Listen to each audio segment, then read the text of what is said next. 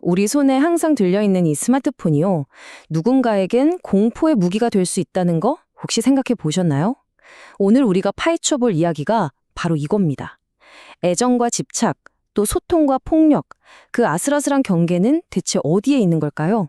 자, 이 문제 한번 깊게 들어가 보죠. 늦은 밤에 이런 메시지를 딱 받는다고 상상해 보세요. 기분이 어떨까요? 이 한 문장은요, 그냥 단순한 연락이 아니에요.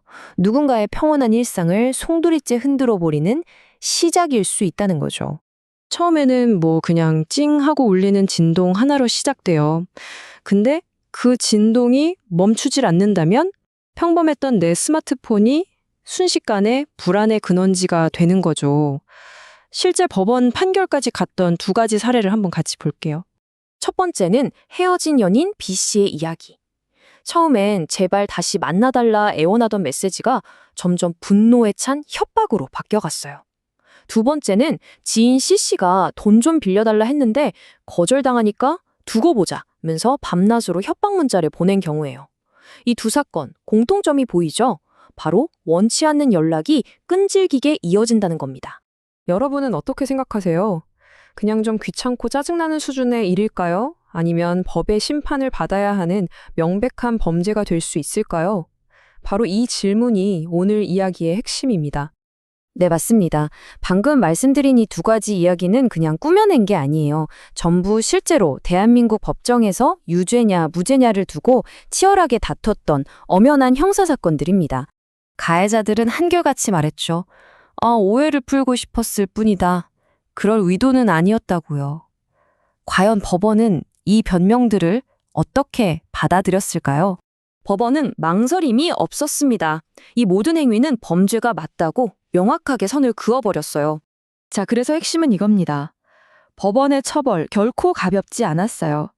돈 문제로 협박 문자를 보냈던 C씨는 징역 4개월, 실형을 선고받았고요.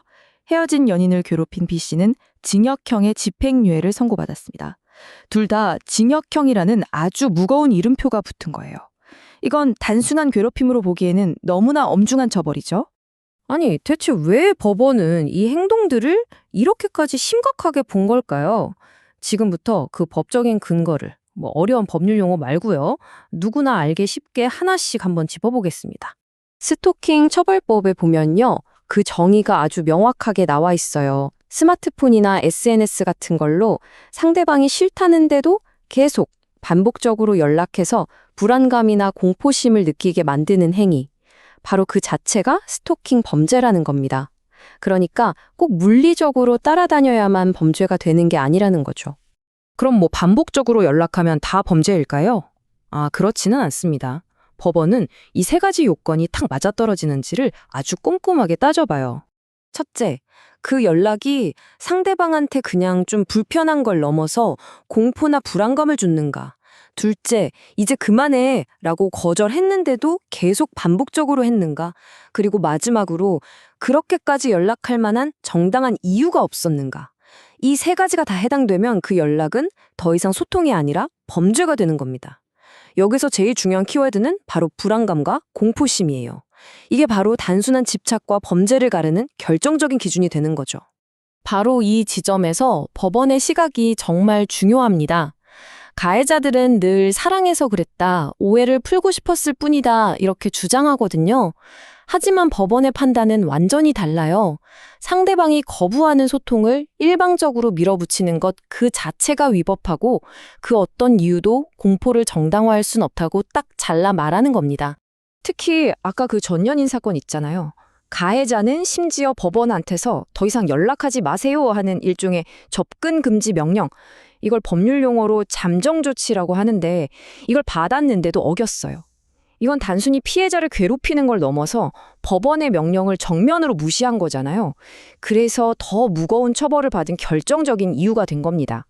우리가 지금 이 모든 내용을 자세히 살펴보는 이유는 바로 이 부분 때문이에요.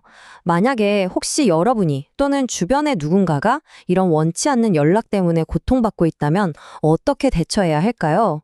어떻게 해야 할까요? 방법은 아주 명확합니다. 첫째, 단호하게 싫다고 거절 의사를 밝히세요. 둘째, 보기 싫다고 지우지 마시고 모든 문자랑 통화 기록을 싹 다 증거로 남겨두세요. 그리고 마지막으로 조금이라도 위협을 느낀다 싶으면 망설이지 말고 바로 경찰에 도움을 요청해야 합니다. 이 한마디가 정말 중요해요. 연락하지 마세요. 불쾌하니까 그만하세요. 이렇게 명확하게 보낸 거절 메시지 하나가 나중에 법정에서 상대방이 원치 않았는데도 연락을 계속했다는 걸 증명하는 가장 강력한 증거가 되거든요. 반대로 혹시라도 지금 이런 연락을 보내고 있는 입장이 있다면 당장 멈추셔야 합니다. 감정에 휩쓸려서 보내는 진짜 마지막으로 한 번만 이라는 그 메시지 한 통이 당신 인생의 전과 기록이라는 지울 수 없는 낙인을 찍을 수도 있다는 거 제발 꼭 기억하셔야 해요. 결국 모든 건 이 질문 하나로 돌아옵니다. 지금 당신이 스마트폰으로 누군가에게 보내려는 그 메시지, 과연 상호 존중을 바탕으로 한 소통인가요? 아니면 상대방의 일상을 파괴하는 흉기인가요? 그 답은 오직 당신만이 알고 있습니다.